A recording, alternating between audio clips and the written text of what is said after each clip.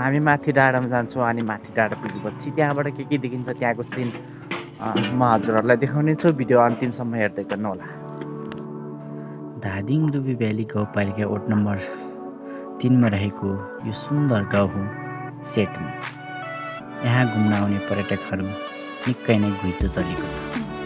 यहाँ घुम्न आउने पर्यटकहरू निकै खुसी हुन्छन् र यहाँबाट देखिने गणेश हिमालको रेन्ज, पाबल प्याल्दुङ हिमालको रेन्ज र यहाँ गुरुङ, तामाङ, गले र अन्य थुप्रै जातिको बसोबास रहेको छ। यो हो गणेश हिमाल। यहाँ पहिला राजा रानीको दरबार पनि थियो रे। अहिले चाहिँ यो दरबार छैन। अनि यहाँबाट यो गणेश हिमालको रेन्ज अनि यता पाबेल प्यारदोर्बिक हिमालको रेन्ज एकचोटि घुम्नै पर्ने ठाउँ हो यो रुबी भ्याली। सेतुङ गाउँको माथि बेस पोइन्ट नै यही हो। यहाँबाट यस्तो दामी देखिन्छ।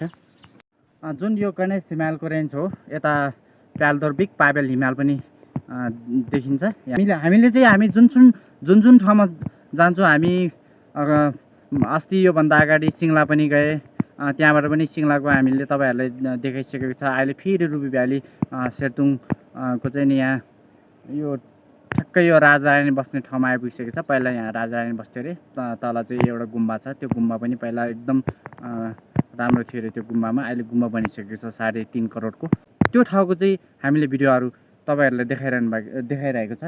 देख्न सक्नुहुनेछ यो गणेश हिमालको रेन्ज अनि यतापट्टि पाबेल प्यालदोर्बिकको हिमालको रेन्ज। अवश्य घुम्न आउनु होला यो ठाउँमा चाहिँ, किनकि यो ठाउँ एकदम राम्रो छ घुम्नको लागि चाहिँ, ट्रेकको लागि एकदम राम्रो छ। फेन्जेत गुम्बामा आइपुगिसकेको छौँ। यस्तो दामी बनाएको छ। अनि यहाँको जुन यो गुम्बा निर्माणको लागि ढुवानीहरू चाहिँ सबै यहाँ रोड आइपुगेको छैन, तलबाट बोक्नुपर्ने रहेछ। अनि चर्लक्क एउटा दामी गुम्बा चाहिँ यहाँ बनाएर खाडिएको छ। यो चाहिँ कुन महिनामा लाउनुहुन्छ तपाईँले, कुन सिजनमा? यो भादोमा। ए भदौमा।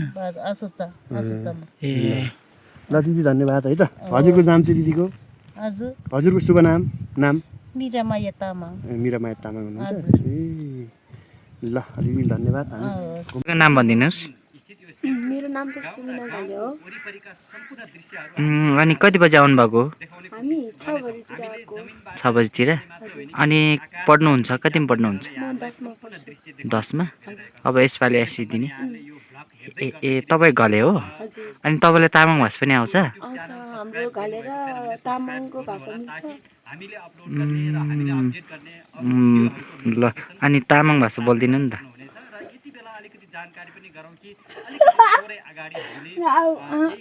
सन्चै हुनुहुन्छ? चहन भयो? कता जानु लानुभएको? घुम्नु जाने। घुम्नु जानु लानुभएको? कता घुम्नु जानु लानुभयो? तालतिर। ए ल हस्। यहाँ चाहिँ रुबी भ्याली गाउँपालिका रहेको छ। अहिले यो पुरानो गाउँपालिका हो।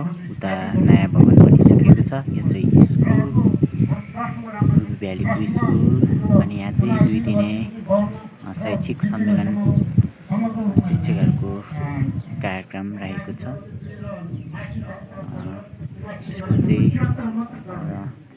10 क्लाससम्म मात्रै चलेको छ। यहाँ निकै राम्रो छ यहाँको। यहाँ देख्न सक्नुहुन्छ, बाट देख्न सक्नुहुन्छ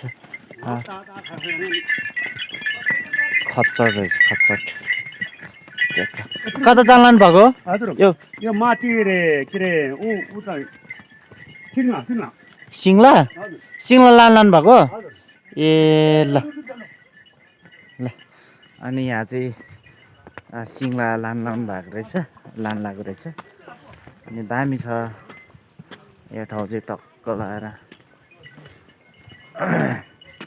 बाटो यस्तो छ। सेतुङ सहकारी किसान कृषि सहकारी सङ्घ संस्था प्राली।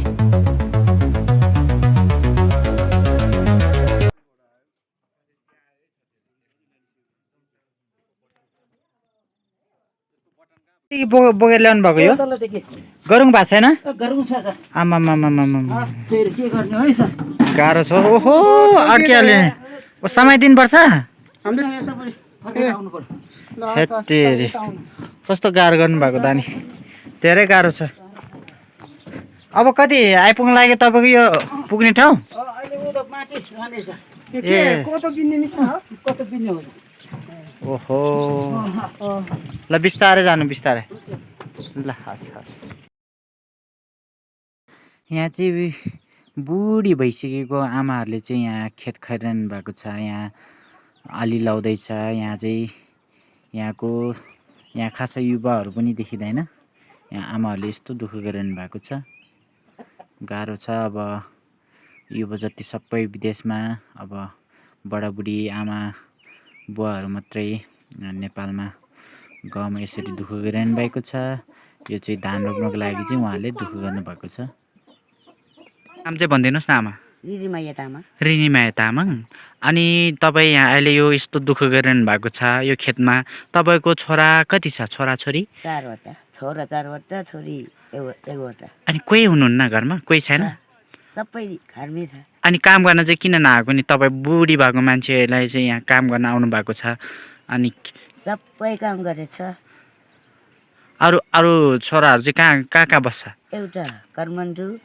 छोरी चाहिँ पनि काठमाडौँ सबै काठमाडौँ बस्छ त घरमा चाहिँ को बस्छ थुप्रै घरमा मान्छे नाजी पनि धेरै छ 11 नाजी 8-9वटा छ जम्मा जम्मा ओहो सबै जम्बा भएपछि त 12, 13, 15, 16, 17वटा छ ओहो अनि बाजे हुनुहुन्छ कि हुनुहुन्न छैन बाजे बित्नु भएको ए अनि मेरो श्रीमान तपाईँको श्रीमान ए घरमा ए तपाईँहरू चाहिँ यहाँ आली लगाउने अनि धान रोप्ने होइन ओहो गच्चप गर्नुभयो रहेछ यो त खासमा त छोरा मान्छेले गर्नुपर्ने काम हो यो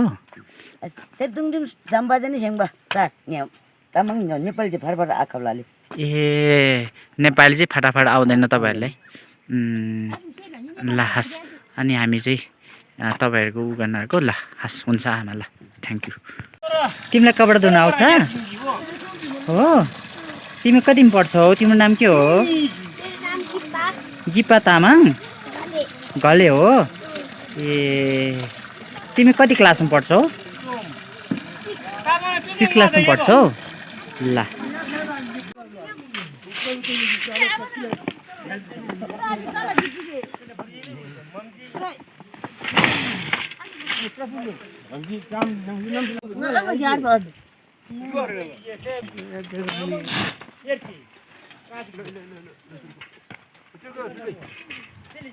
यहाँ चाहिँ यो आमाले काम गरेको देखेर कस्तो मेरो मन पनि कस्तो लाग्यो राम्रो लागेन मलाई चाहिँ यो यस्तो बुढी मान्छेले यस्तो ढुङ्गा उचालेर ढुङ्गाको काम यहाँ रोडमा चाहिँ सोलिङ गर्नु भइरहेको छ यहाँ आमाले चाहिँ यहाँ आमाको चाहिँ अब छोराछोरीहरू चाहिँ कहाँ छ बिचारा यस्तो बुढी मान्छेले यस्तो दुःख गरिरहनु भएको छ अब अलिकति यसरी चाहिँ काम बनाउनु पर्ने हो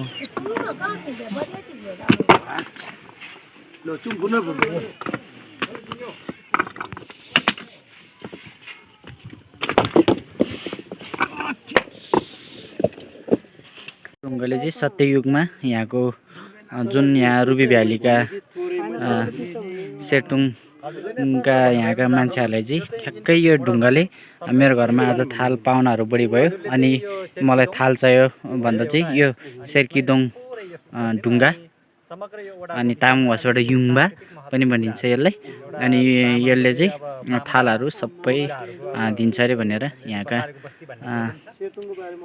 जनताले चाहिँ हामीलाई यहाँका बासिन्दाले हामीलाई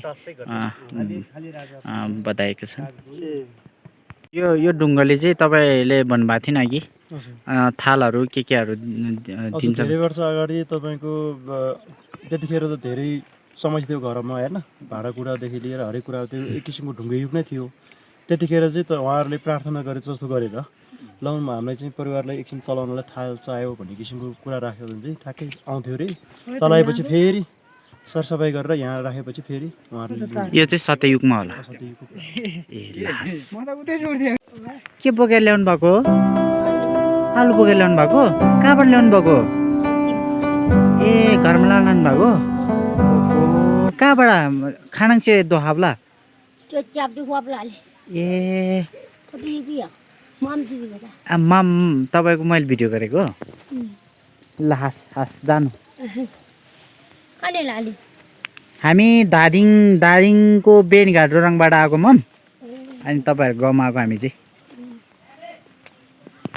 हाई एभ्रिवान अहिले चाहिँ मैले तपाईँहरूलाई जुन सन सिटीमा देखिने यो पाबेल प्यालदोर्बिक हिमाल देखाउन गइरहेको छु यो सन सिटीमा देख्न सक्नुहुनेछ लगतै म तपाईँहरूलाई यो प्यालदोर्बिक पाबेल हिमाल देखाउन गइरहेको छु जुन तपाईँले देख्न सक्नुहुन्छ यस्तो दामी खुलेको छ कि यो सन सिटीमा यो पाबेल प्यालदोर्बिक हिमाल चाहिँ अनि यो चाहिँ यहाँबाट देखिने यो चाहिँ पुरानो मानिरहेको छ यो यहाँको ठिक तल मुनि चाहिँ एउटा ब्याङ्क रहेको छ यो ठाउँमा ब्याङ्कको पनि सुविधा छ सेतुङ गाउँमा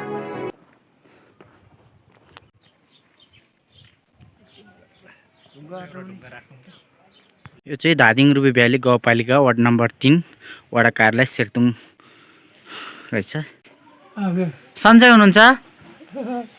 हुनुहुन्छ ए कति वर्ष भयो तपाईँले